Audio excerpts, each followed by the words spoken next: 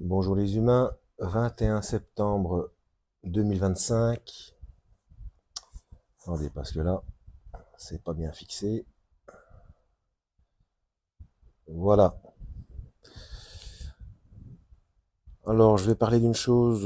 Bon, déjà, bienvenue si vous êtes nouveau sur la chaîne. Surtout, ne vous fiez pas à une seule vidéo. Allez voir mes différentes playlists, hein. Je parle de tout un tas de sujets très différents. Euh, je voudrais faire un petit rappel. Ça fait longtemps que je ne l'ai pas fait. Je le fais de temps en temps, mais là, ça fait longtemps.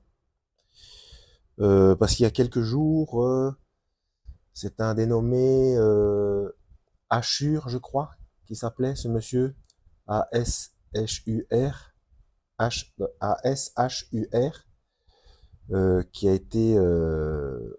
qui a été assassiné. Je vais voir si je peux vous mettre le... Comment? C'est parce que je viens de voir une vidéo de CNews,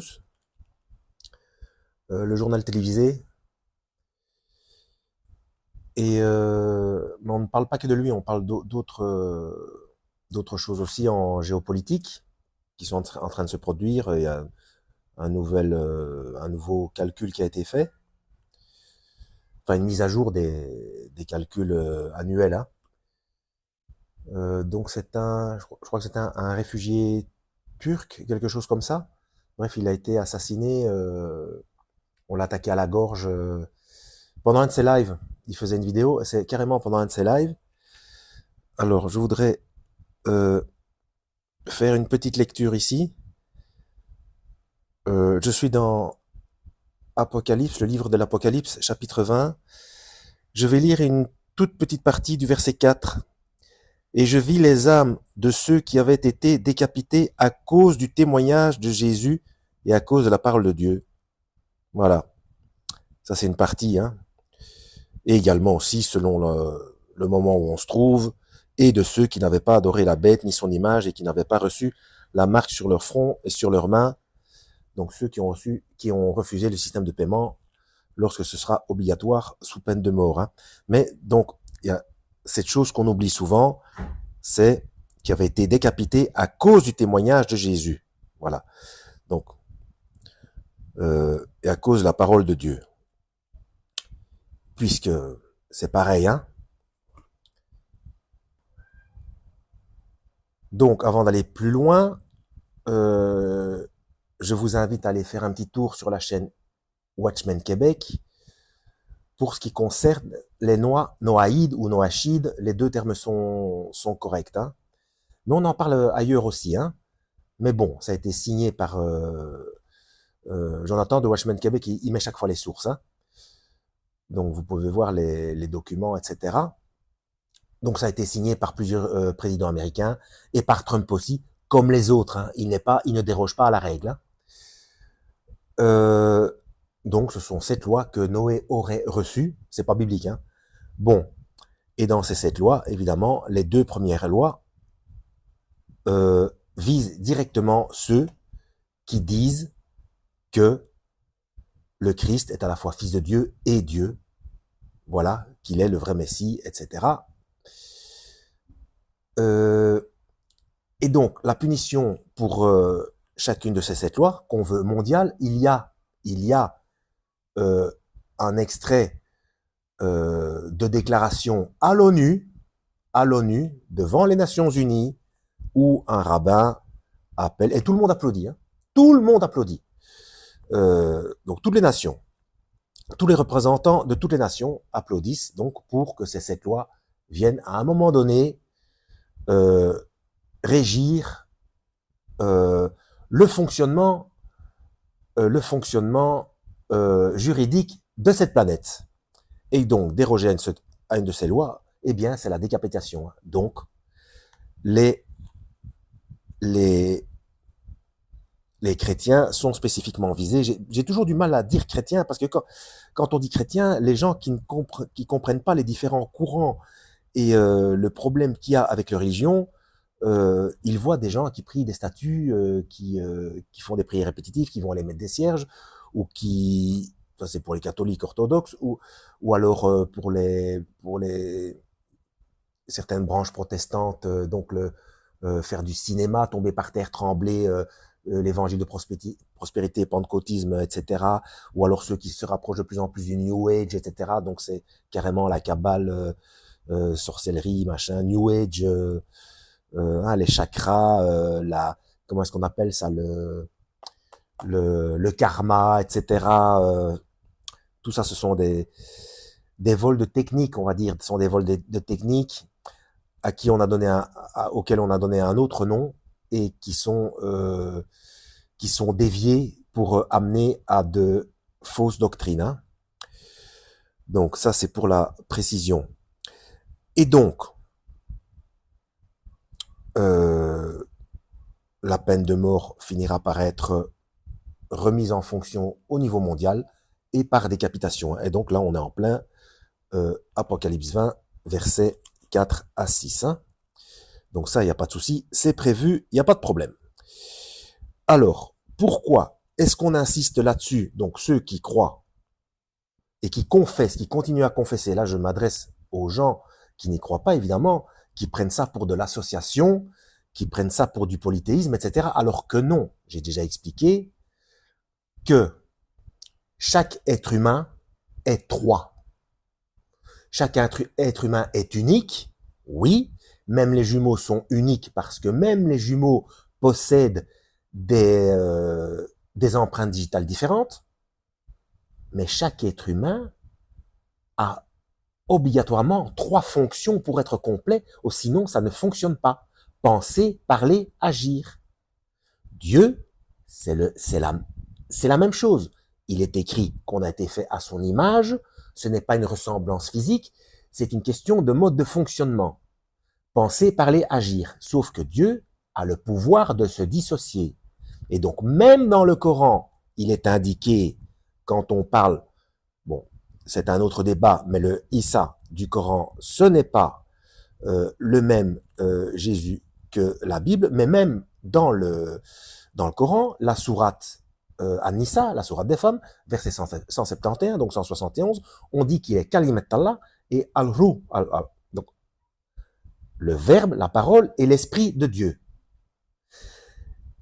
Si on met chez lui deux fonctions de Dieu, la parole de Dieu et l'esprit de Dieu, c'est pire que de dire qu'il est le Fils, puisqu'on met déjà deux fonctions de Dieu. Et dans le même verset, il est indiqué, c'est un simple prophète. Si c'est un simple prophète, ce n'est ni la parole ni l'esprit de Dieu. C'est un prophète. Si c'est la parole et l'esprit de Dieu, qualificatifs qui ne sont même pas donnés au prophète Mahomet, c'est qu'il est plus que ce prophète-là. Donc il y a une contradiction dans ce verset. Et si c'est dire qu'il est Kalimat Allah et Al-Ruh, Allah, c'est qu'il est Dieu lui-même. Voilà, penser, parler, agir. Et pour refaire une précision, quand il dit « le Père est plus grand que moi », eh bien, je ne fais rien sans... ça doit être avec la permission du Père. Déjà, pourquoi le Père? Parce que c'est la pensée qui produit la parole. Nous, quand on fait des enfants, nos enfants, ce sont nos produits. Mais nos enfants, ce sont d'autres personnes. Tandis que quand il s'agit de Dieu, sa parole, c'est lui. Quand vous parlez, votre parole, c'est vous, même si votre bouche a besoin de l'autorisation et de la décision de votre cerveau. Mais votre parole et votre pensée, c'est vous. Ça forme un, c'est pareil. Et quand vous agissez, ce sont vos membres qui agissent, c'est extérieur à votre pensée, mais c'est vous aussi. C'est votre fonction aussi. Trois fonctions pour un seul être. Voilà, Trinité n'est pas trithéisme. Sauf que Dieu a le pouvoir de se dissocier. Il n'y a pas association. Il y a pouvoir de dissociation. Et s'il n'a pas la capacité de le faire, il n'est pas Dieu. Puisqu'il est censé être omnipotent. Un omnipotent n'a pas de limite à son pouvoir. Alors, et je dis tout ça après avoir lu Apocalypse chapitre 20, verset 4. Donc, je relis cette partie, j'insiste, et je vis les âmes de ceux qui avaient été décapités à cause du témoignage de Jésus et à cause de la parole de Dieu. Les gens qui insistent comme ça ne sont pas suicidaires, mais on sait à quoi s'attendre. Enfin là, c'est le Nouveau Testament en 4 langues. Bon, voilà. Bible, hein, c'est pareil. Voilà, ici c'est seulement le Nouveau Testament, en 4 langues différentes. Mais bon, tout ça pour dire que ça fait déjà 10 minutes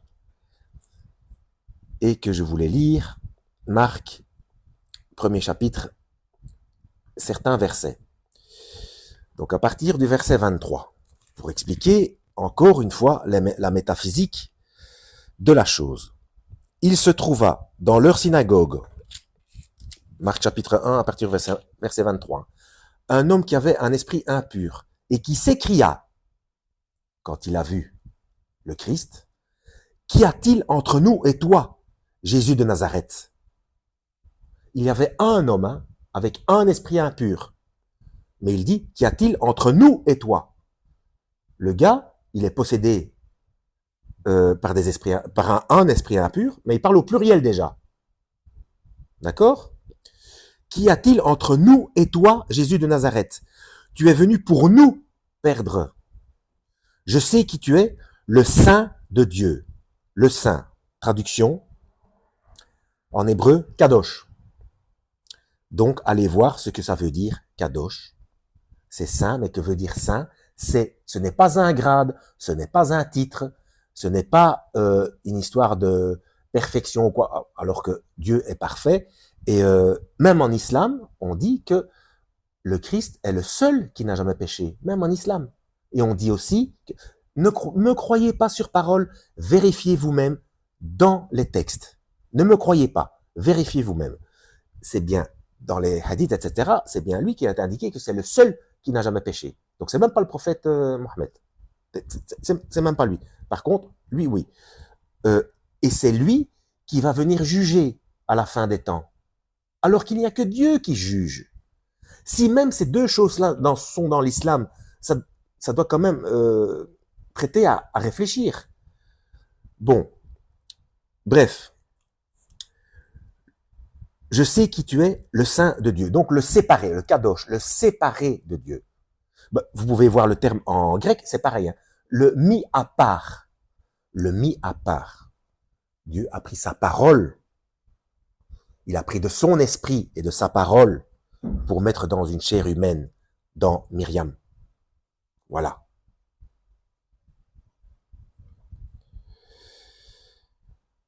Jésus le menaça, disant, tais-toi et sors de cet homme. Et l'esprit impur sortit de cet homme en l'agitant avec violence et en poussant un grand cri. Bref, mais cet esprit impur parlait au pluriel. Pourquoi? Ils étaient à plusieurs dans cet homme qui était possédé, ou bien il parlait pour tous les esprits impurs qui étaient dans d'autres hommes ou femmes qui étaient alentour, je ne sais pas. On va voir un petit peu plus loin. Donc je le répète, oui, je voulais aussi en arriver, avant que j'oublie, nous ne sommes pas suicidaires, et tous ces gens-là, donc je vais vous mettre la vidéo hein, de CNews, cette année-ci, en 2025, l'année n'est pas terminée, hein. L'année n'est pas terminée. Il y a déjà 380 millions de chrétiens persécutés, donc des gens qui attestent, qui témoignent, comme expliqué ici, et donc il y a eu encore un grand massacre au moins 70, donc 70 personnes, et le compte n'est pas encore fait parce qu'il y a des personnes qui manquent, parce qu'il y a eu des enlèvements, etc. Donc au Congo, mais partout dans le monde, donc des gens, et c'est souvent le même modus operandi, operandi, enfin peu importe, c'est le même mode de procédure. C'est décapitation, hein, voilà, massacre, décapitation, enfin comme c'est écrit dans la Bible, ça se passe comme c'est écrit. Alors petite parenthèse, Pour ceux qui disent oui, les tribulations n'ont pas commencé, etc., puisqu'il n'y a pas eu l'enlèvement, écoutez, moi je veux bien.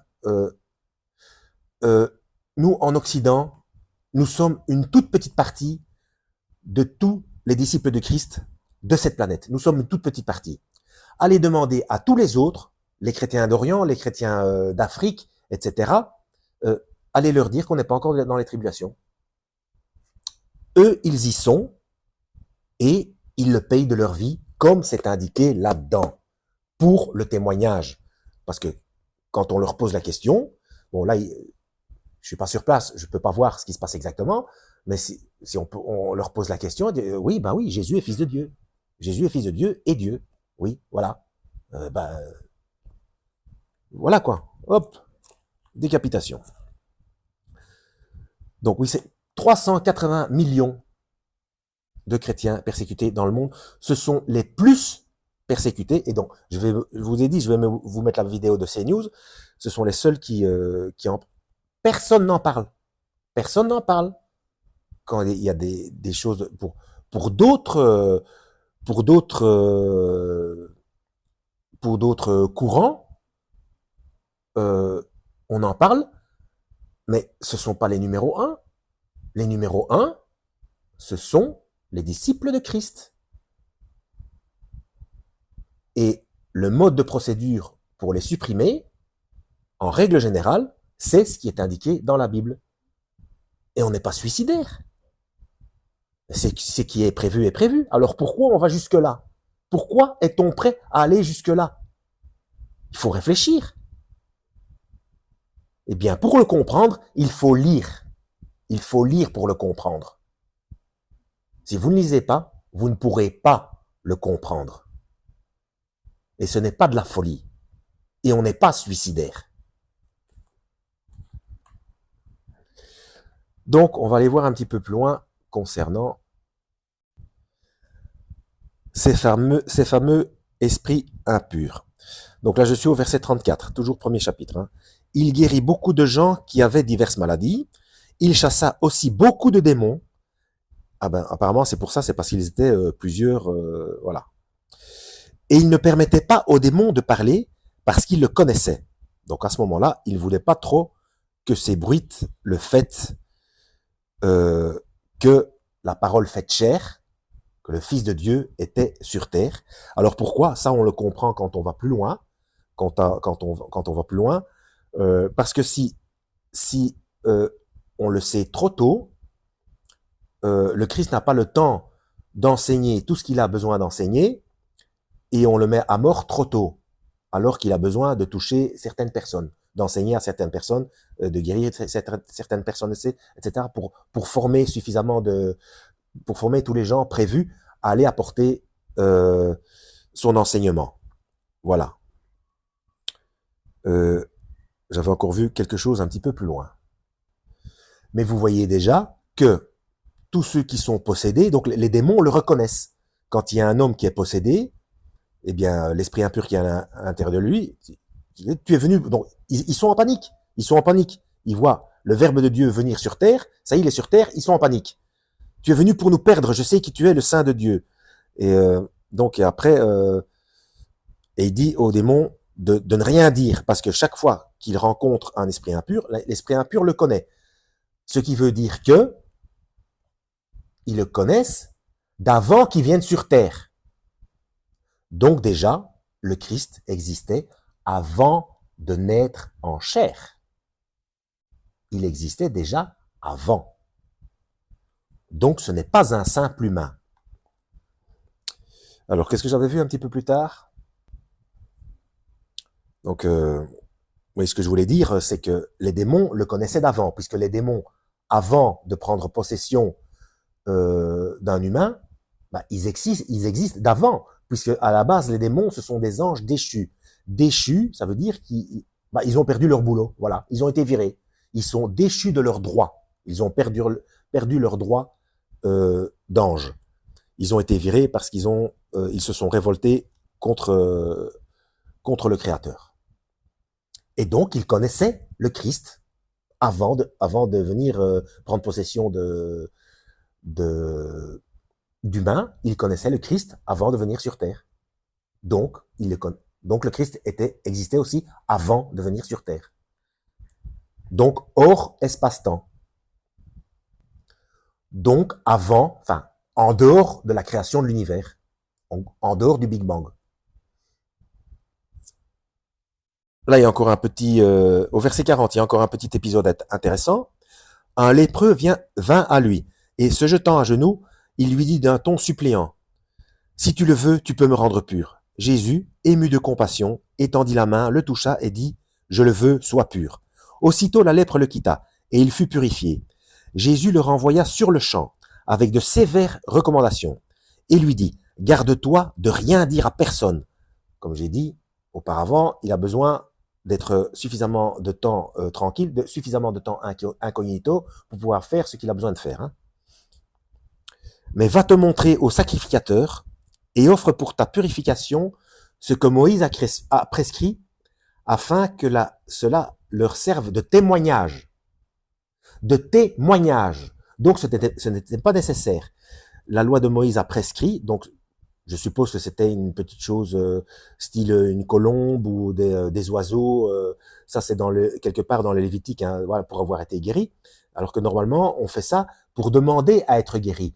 Mais là, il dit, ce n'est pas nécessaire, mais le Christ l'envoie faire ça pour que les gens, les sacrificateurs reconnaissent cette personne-là et voient qu'il est guéri et donc qui vient, il vient donner donc une offrande, l'offrande que Moïse a prescrit pour cette guérison, alors que c'est plus nécessaire puisqu'il est déjà guéri.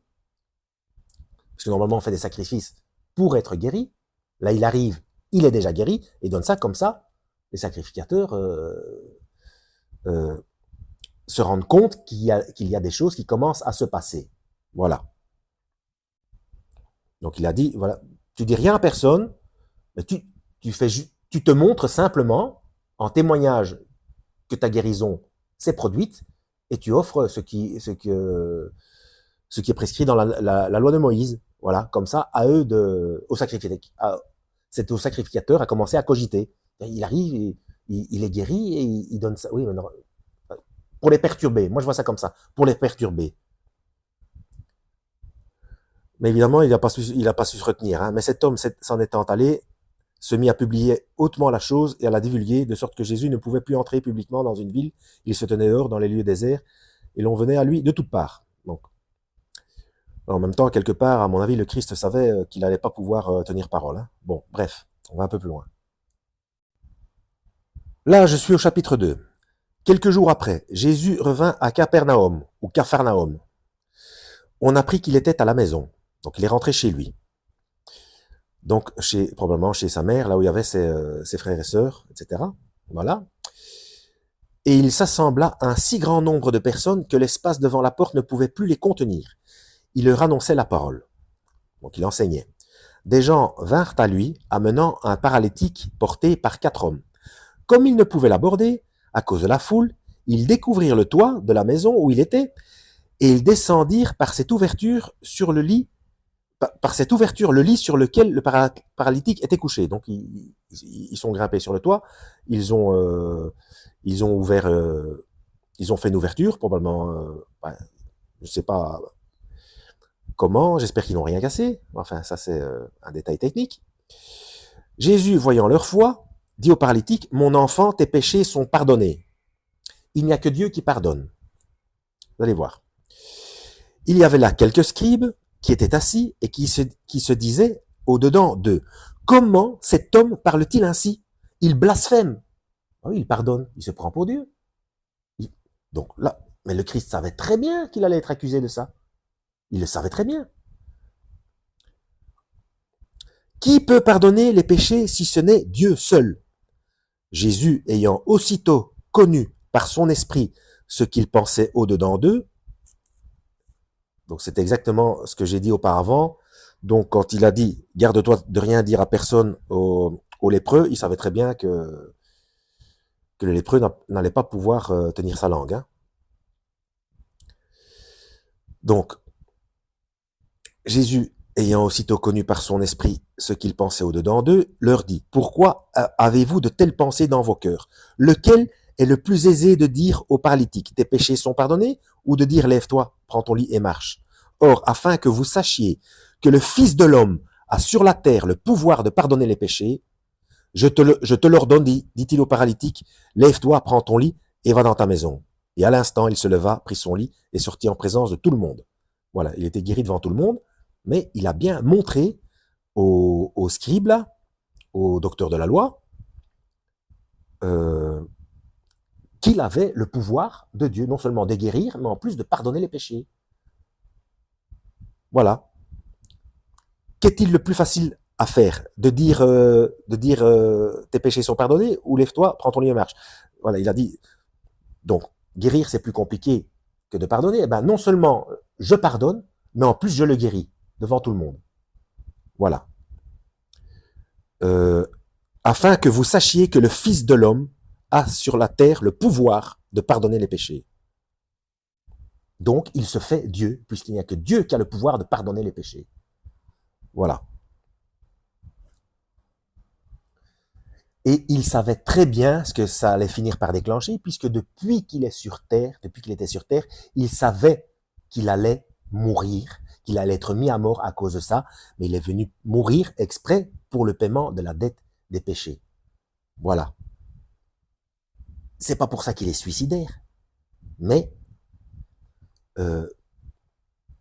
c'est pour ça, c'était sa mission, c'est pour ça qu'il est venu.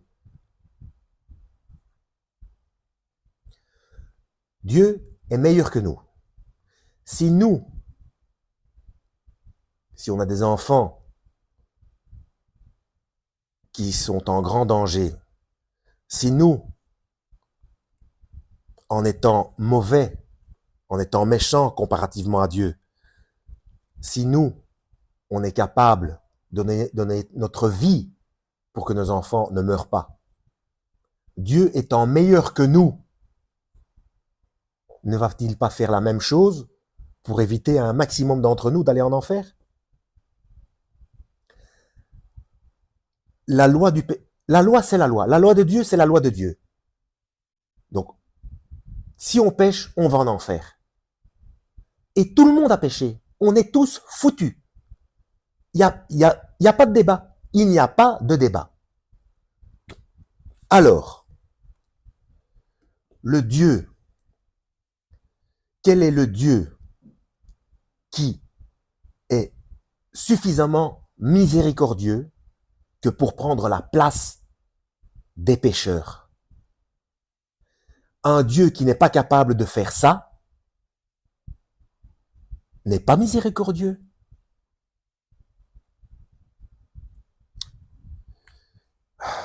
Je ne sais pas comment il faut l'expliquer. Je ne sais pas comment le faire ressentir parmi ceux qui refusent cet état de fait. Si Dieu, dans sa perfection, dans son amour, un amour que personne d'autre que lui ne peut ressentir, puisque c'est lui qui a le pouvoir, qui a l'amour ultime. D'ailleurs, il y a un mot, je crois que c'est agapé. Agapé, c'est l'amour que seul Dieu peut ressentir. En hébreu, il y a entre 7 et 10 mots pour amour. Eh bien, agapé,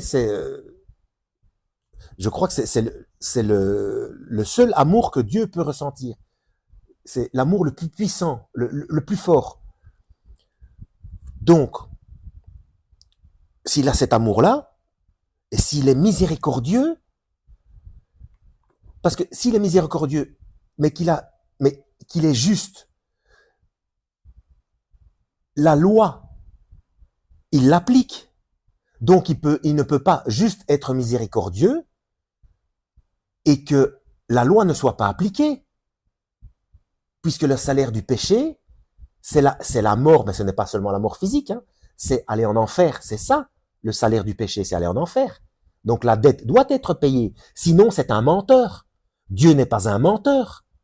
Donc il peut être aussi miséricordieux qu'il veut, il doit rester juste. Donc la dette doit être payée, la sanction doit tomber. Eh bien, le seul moyen, c'est de prendre cette sanction sur lui-même. Il paye la dette lui-même. Ça, c'est l'amour ultime. Et ça, c'est la miséricorde ultime. Voilà. Il paye la dette par amour. Il fait de sa parole une chair. Il se fait lui-même chair. Il s'humilie en se faisant humain pour payer la dette. Je vois pas ce qu'il y a de plus puissant. Hein. Donc, je suis désolé.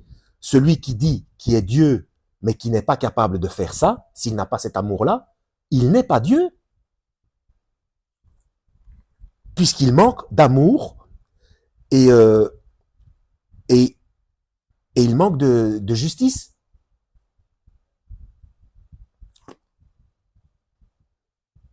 Ainsi que de perfection. Il est imparfait. Un Dieu qui manque d'amour et qui manque de justice, c'est un Dieu imparfait. Il est obligé de suivre lui-même les règles qu'il a éditées. Et pas comme nos dirigeants ici qui établissent des lois et qui, eux, fraudent par rapport à ces lois. Lui, non. Il a établi des lois. Eh bien, comme aucun humain, tous les humains sur cette planète ont péché, excepté les nourrissons et certains handicapés, etc., à part quelques cas spécifiques, des enfants en bas âge, etc., tout le monde est fautif. Tout le monde a péché au moins une fois dans sa vie. Et donc, on est tous bons pour l'enfer. Et pour appliquer la loi, il faut que la punition soit appliquée. Et pour que ce soit juste, eh bien, il faut punir quelqu'un qui n'a jamais rien fait.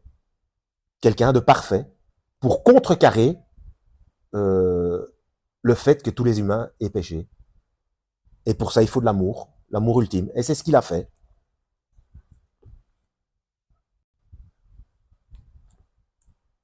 Là, je suis un petit peu plus loin, chapitre 2, verset 15, et le Christ rentre chez quelqu'un pour un repas.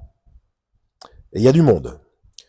Comme Jésus était à table dans la maison de Lévi, beaucoup de publicains et des gens de mauvaise vie se mirent aussi à table avec lui et avec ses disciples, car ils étaient nombreux et l'avaient suivi. Des gens de mauvaise vie. Alors, ce qu'il faut se mettre en tête, c'était que ils étaient colonisés par les Romains. Les Romains, culturellement, ils étaient hellénisés. D'ailleurs, on parle de la culture gréco-romaine. Hein. Donc, renseignez-vous un petit peu sur la culture gréco-romaine. Il y avait des habitudes, des choses que je ne vais pas citer ici. Mais bon, des pratiques, hein, des pratiques entre humains pas très... qui sont contre les directives de Dieu. On s'est compris. Et là, c'était monnaie courante, c'était quelque chose de normal. D'accord, comme ça se passe aujourd'hui. Donc, le Christ, il va à table avec lui. Donc, je dis ça pour ceux qui aiment mettre des étiquettes quand on parle de certaines choses et que directement, on est soit raciste, soit homophobe, soit tout ce qu'on veut. Enfin, le système des étiquettes. Hein. Donc, tout ça parce qu'on essaie d'expliquer l'enseignement du Christ et que sans l'avoir lu, on dit oui, mais la Bible c'est homophobe, raciste, machin. Non, non, non, non, attention. Là, le Christ, il est avec des gens de mauvaise vie. Donc, allez voir ce que ça veut dire hein, dans le texte original et dans le contexte de l'époque, de la colonisation de l'époque. Hein. Les scribes et les pharisiens, le voyant manger avec les publicains, donc les scribes et pharisiens, donc ce qu'on appellerait maintenant dans le langage catholique notamment des grenouilles de bénitier. Voilà, des gens qui eux se pensent purs par rapport aux autres, des religieux, quoi, des religieux avec les belles tenues, etc. Voilà, vous voyez ce que je veux dire, hein? Donc les scribes et les pharisiens, le voyant manger avec les publicains, publicains, c'est probablement la populace, hein, je pense. Donc publicains, ouais, je sais pas. Bref. et les gens de mauvaise vie, ils insistent, hein, dire à ses disciples, pourquoi mange-t-il et boit-il avec les publicains et les gens de mauvaise vie? Quelle honte! Donc il devait être dans un endroit là très très mal fréquenté. Ce que Jésus ayant entendu, il leur dit, et là ça va en choquer certains, je le sens, alors que c'est de l'amour, hein, c'est de l'amour. Je rappelle qu'il y a des lois qui ont été établies, il n'est pas venu là pour juger mais pour sauver, puisque il donne sa vie pour payer la dette pour tout le monde, hein, pour les gens de mauvaise vie aussi, et surtout eux, d'accord?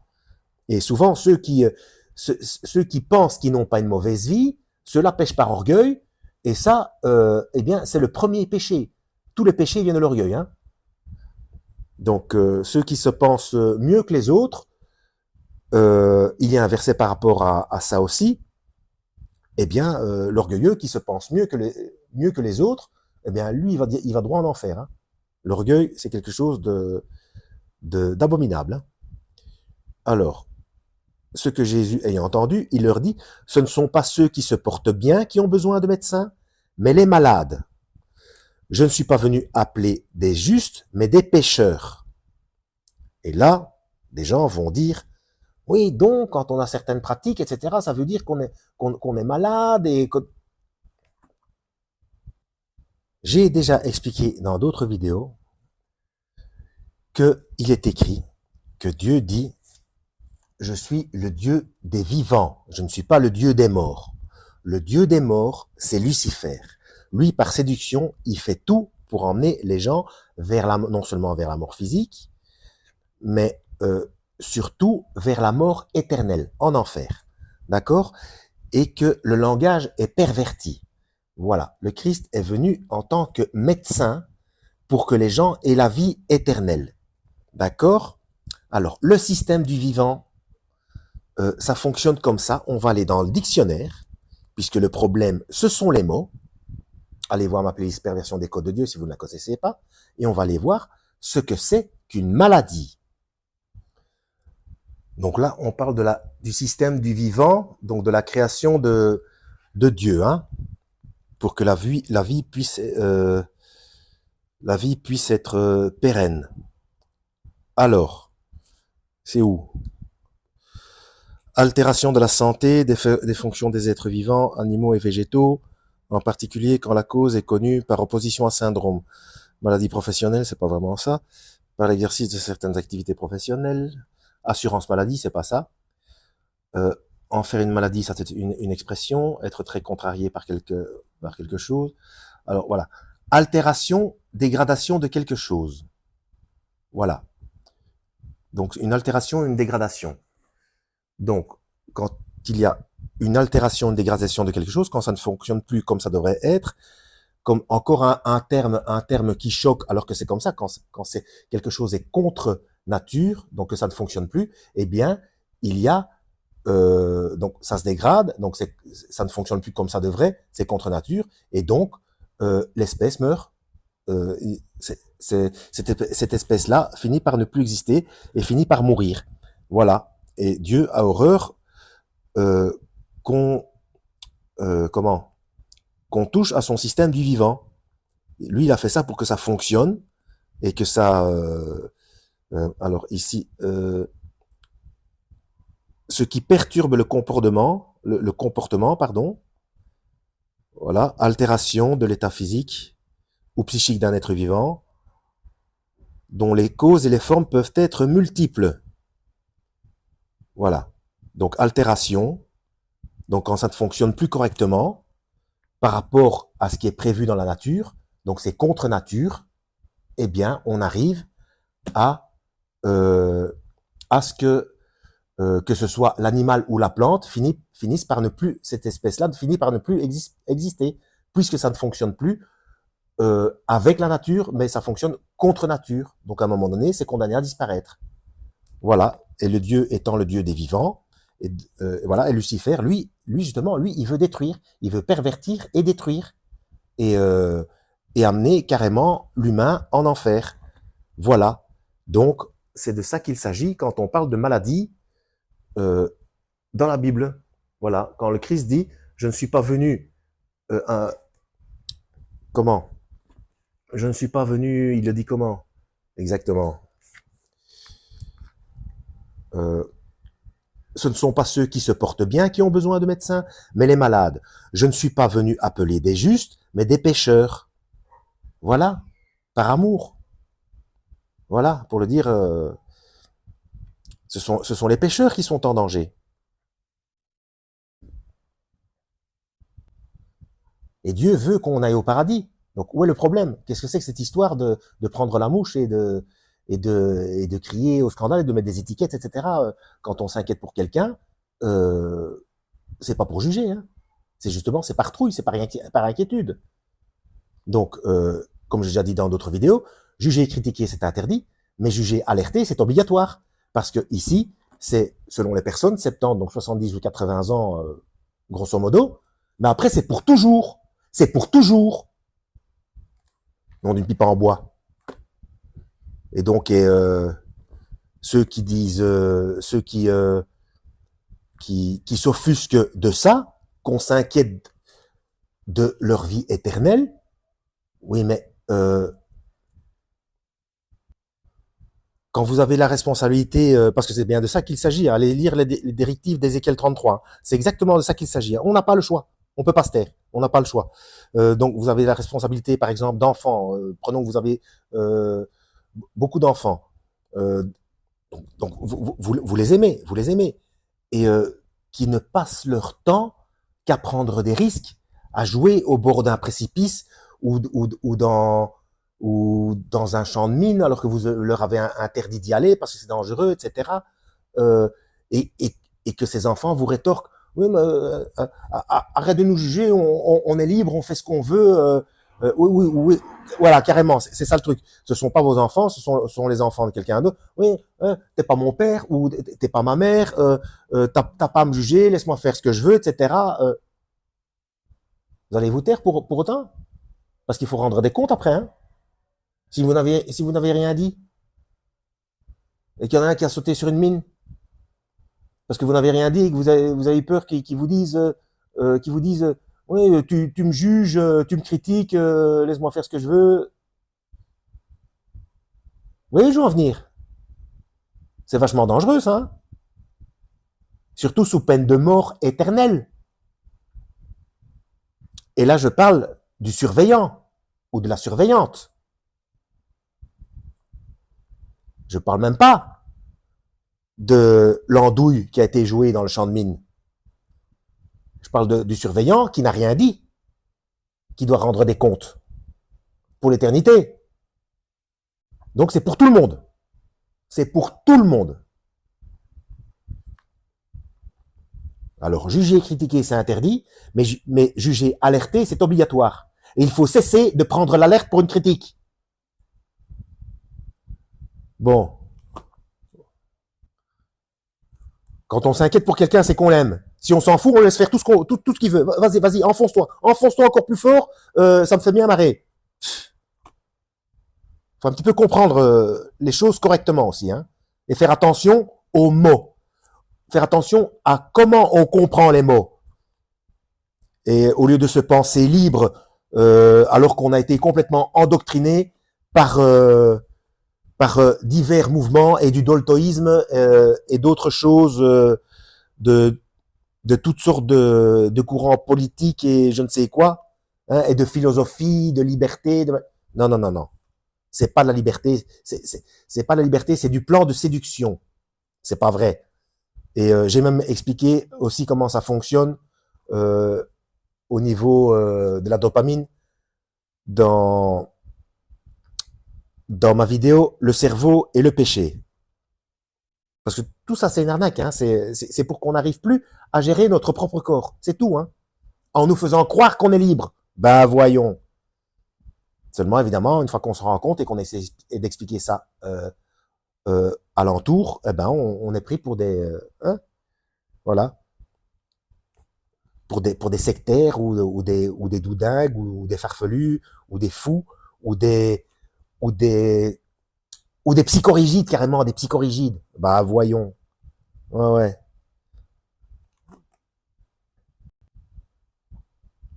Voilà, ici encore un exemple qui prouve que le Christ est Dieu. Chapitre 2, à partir du verset 23. Il arriva un jour de sabbat, que Jésus traversa des champs de blé.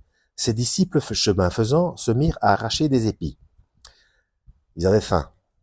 Les pharisiens lui dirent, donc les fameux, les religieux, hein, ceux qui se pensent purs et parfaits. Voici, pourquoi font-ils ce qui n'est pas permis pendant le sabbat? Jésus répondit, n'avez-vous jamais lu ce que fit David lorsqu'il fut dans la nécessité et qu'il eut faim, lui et ceux qui étaient avec lui? Donc, il y avait déjà eu un exemple auparavant de David. Mais non, non, les religieux, ils ont toujours raison. Comment il entra dans la maison de Dieu du temps du souverain sacrificateur Abiatar et mangea les pains de proposition qu'il n'est permis qu'aux sacrificateurs de manger et en donna même à ceux qui étaient avec lui. Donc il a fait ça et pourtant c'était très grave, hein, à aller voir dans l'Ancien Testament. Hein. Puis il leur dit, le sabbat a été fait pour l'homme et non l'homme pour le sabbat, de sorte que le Fils de l'homme est maître même du sabbat.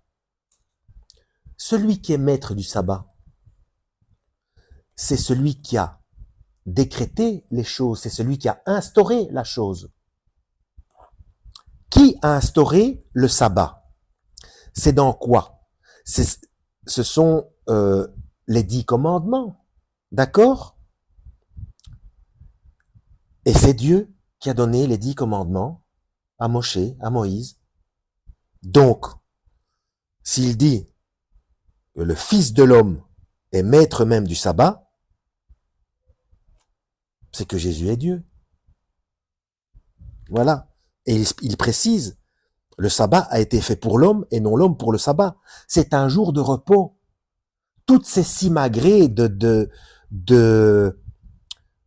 je ne sais quoi d'ailleurs, de faire ceci, de faire ceci comme ça, et on peut pas plus, enfin, parce qu'au plus on avance dans le temps, au plus il y a des choses qui se rajoutent, au plus il y a des interdictions par rapport au sabbat. Hein, quand on lit le commandement, il n'y a aucune cérémonie hein, dans le commandement, aucune. Hein. C'est une prescription de repos pour tout le monde, même pour les animaux. Si on est agriculteur et qu'on utilise des animaux pour travailler. Il n'y a aucune cérémonie hein, d'allumage de quoi que ce soit, ou machin, ou de récitation de ceci ou de cela. Il n'y a rien. Hein. Il n'y a rien. Hein. D'ailleurs, on y va. Voilà, je l'ai. Exode chapitre 20. Souviens-toi du jour du sabbat pour le sanctifier. J'ai déjà expliqué le mot saint, le sanctifier, le mettre à part, le séparer des autres. C'est pas sanctifier dans l'esprit des gens. Je vais le répéter encore une fois. Sanctifier, d'ailleurs, même les gens qui disent sanctifier, ils ont dans la tête quelque chose purifier, pureté. Non, sanctifier. Regardez la traduction, mis à part, séparé, le mettre à part du reste. Faire quelque chose de spécifique. Voilà, le mettre à part, le séparer des autres jours. Souviens-toi du jour du sabbat pour le sanctifier, donc pour le séparer des autres jours. 6 jours tu travailleras et tu feras toute ton œuvre, mais le 7e jour est le sabbat consacré à l'Éternel. Donc, s'il est consacré à l'Éternel, donc oui, on parle de l'Éternel, on lui rend grâce, on le remercie, etc. Donc au moins une fois par semaine, on pense on se met, alors j'allais dire prière, mais on se met en communication avec lui, comme le Christ a expliqué. Voilà, on le remercie, etc. On est en communication avec lui. Voilà. Consacré à l'Éternel ton Dieu, tu ne feras aucune œuvre, ni toi, ni ton fils, ni ta fille, ni ton serviteur, ni ta servante, ni ta bête, ni ton étranger qui est dans tes portes. Voilà. Il n'y a rien. Il n'y a rien d'autre. Car en 6 jours, l'Éternel a fait les cieux, la terre, la mer et ce qui est en eux, et il s'est reposé le 7e jour. C'est pourquoi l'Éternel a béni le jour du sabbat et l'a sanctifié. Il l'a mis à part des autres pour pouvoir se reposer et penser à lui et parler de lui, etc. et se remémorer des choses, etc. Mais il n'y a pas de, il n'y a pas de cérémoniel, il n'y a pas de, ça n'est pas vrai. Sortez du milieu d'elle, mon peuple. Je dis ça pour tous les légalistes, là, les Nazariens, les Juifs messianiques, etc. Reconnaître le Christ, c'est très bien, mais sortez de tous ces trucs-là. Jamais il a demandé des... Et puis la loi de la première mention, je l'ai déjà dit, bon sang, la première fois qu'on parle de la nourriture, tout ce qui se meut, tout ce qui vit, tout ce qui bouge, tout ce qui nage, tout ce qui vole, etc. Je te donne tout pour nourriture. C'est après, c'est dans Lévitique qu'on commence à inventer animaux purs, animaux impurs. Mais pourquoi chaque fois que Dieu crée quelque chose, voici, c'était très bon. C'est chaque fois bon. Pourquoi est-ce qu'il créerait des choses impures Donc, je crois que c'est Genèse 9, verset 3 à 5, je crois. On va voir vite fait. Purée, quelle vidéo, presque 1 heure. Ouais, non, mais c'est parce que ça m'énerve, ça m'énerve. 9. Voilà. 9 à partir, Genèse 9. Genèse, chapitre 9, à partir du verset 3.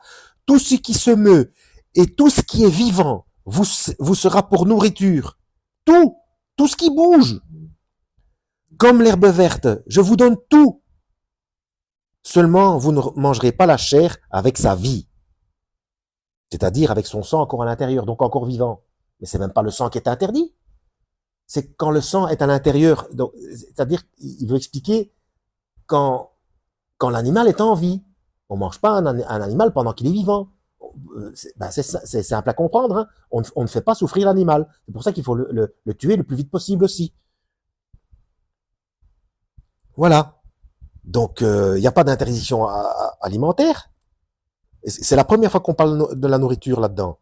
C'est après que ça commence à... Donc, il faut se référer à Amos 5, versets 25 à 27. Je l'explique dans d'autres vidéos, notamment la vidéo Loi de Moïse versus Loi de Yahweh. Donc, c'est ensuite qu'il y a eu des dérives.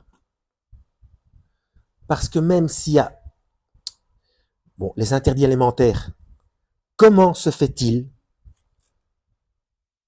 que Dieu n'interdit pas les plantes vénéneuses, certains champignons et d'autres plantes qui sont empoisonnées? Comment ça se fait? Là, c'est pas marqué, c'est pas écrit, mais on le sait qu'on peut pas les manger. C'est une question de bon sens, hein. Ouais, dans le chapitre 3, ça continue avec le jour du sabbat. Et, protocole, c'est le mot que je cherchais, le protocole. C'est quoi tous ces protocoles? Le jour du sabbat. Ça n'a jamais été demandé, jamais. Le problème, c'est de pas le faire, hein, par respect pour que ce soit joli, mettre une belle table et puis allumer la menorah, etc. Je dis pas que c'est interdit. Oui, mais le problème, c'est d'en faire tout un foin pour des gens qui ne le font pas. C'est ça le danger. C'est pas demandé. Quand on fait ce genre de choses pour Dieu, pour montrer qu'on le respecte et qu'on voudrait que que le Christ soit là avec nous et qu'on fait que ce soit beau pour lui, etc. Oui, très bien. Mais commencer à juger ou même à s'inquiéter pour ceux qui ne le font pas, alors que c'est un truc qui n'est pas demandé. Les protocoles ne sont pas demandés. Ce sont des religions, tout ça. Voilà, Jésus entra de nouveau dans la synagogue. Il s'y trouve, donc le jour du sabbat, hein, il s'y trouvait un homme qui avait la main sèche. Tu sais pas ce que ça veut dire comme maladie, bref. Ils observaient Jésus pour voir s'il le guérirait le jour du sabbat. C'était afin de pouvoir l'accuser. Vous voyez, c'est déjà, on va voir ce qu'il va faire. Hein, c'est le jour sabbat, il n'a pas le droit de... Oh, aïe, aïe, aïe, aïe. Et pour des gens comme ça, il faut, hein, ouais, bah, et Matthieu 5, il n'y a rien à faire, hein. On peut pas leur en vouloir, hein, il faut leur pardonner, il faut essayer de les informer parce qu'ils prennent des risques. S'ils continuent à penser comme ça, à juger les autres, bah, ils vont aller en enfer. Donc il faut qu'ils cessent, il faut les informer que ce qu'ils font, la manière dont ils pensent, dont ils fonctionnent, c'est pas bien. Et, euh, et s'ils veulent rien entendre, priez pour eux, voilà. Il faut les aimer, voilà. Il faut les aimer, il faut s'inquiéter pour eux. Voilà, c'était afin de pouvoir l'accuser. Et Jésus dit à l'homme qui avait la main sèche, lève-toi là au milieu. Puis il leur dit, est-il permis, le jour du sabbat, de faire du bien ou de faire du mal, de sauver une personne ou de la tuer? Mais ils gardèrent le silence. Alors promenant ses regards sur eux avec indignation et en même temps affligé de l'endurcissement de leur cœur, il dit à l'homme, étends ta main, il l'étendit et sa main fut guérie. Oui, c'est à ça que je voulais arriver. Oh purée, après presque une heure, en fait, c'est ça qui m'avait...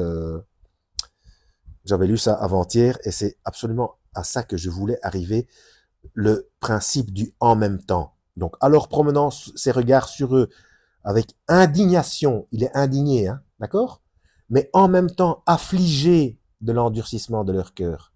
Donc, vous voyez, ce sont deux émotions, enfin, deux sentiments, ou je sais pas comment est-ce qu'il faut les appeler, contradictoires. Être indigné, mais il est en même temps affligé de constater que ces gens ont le cœur endurci. Vous voyez, c'est en même temps. Donc c'est bien un sentiment. Indigné, c'est sentiment d'indignation, indignation, sentiment de colère que provoque un outrage, une action injuste. D'accord? Et être affligé, éprouver un grand chagrin de l'affliction du fait de. Donc éprouver un grand chagrin. Vous voyez? C'est contradictoire, hein? Eh bien, c'est écrit. C'est écrit qu'il a reçu, il a ressenti les choses, ces deux choses en même temps. C'est ça que j'essaie d'expliquer dans d'autres vidéos, le principe du en même temps. Parce que quand on parle à certaines personnes, ça bug, ils disent, ils comprennent pas, ils disent, oui, mais non, non, si tu as dit ça, ça veut dire que, non, ça peut être en même temps. C'est pas, c'est même pire, parce que même si c'est contradictoire, ça peut être en même temps. Donc être indigné et être affligé en même temps. Et ça, c'est du fait de l'inquiétude, d'être comment, d'être impuissant, impuissant à pouvoir aider quelqu'un. Voilà, ça c'est affligeant. Et donc, pour en revenir concernant une autre vidéo, le verbe gâter, gâter, eh bien, j'avais expliqué que les deux définitions sont contradictoires aussi, pour un seul et même mot. Donc, ça peut être le fait de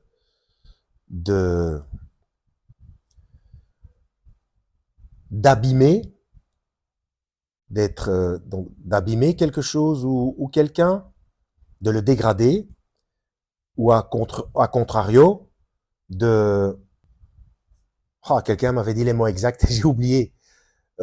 Quelqu'un de de le gâter, quoi, de très bien s'occuper de cette personne, euh, de lui faire des cadeaux, de le choyer, aussi bien affectivement, psychologiquement que matériellement, voilà. Et mais le côté, en gardant toujours le même mot, le même verbe, le côté positif peut très bien provoquer le côté négatif.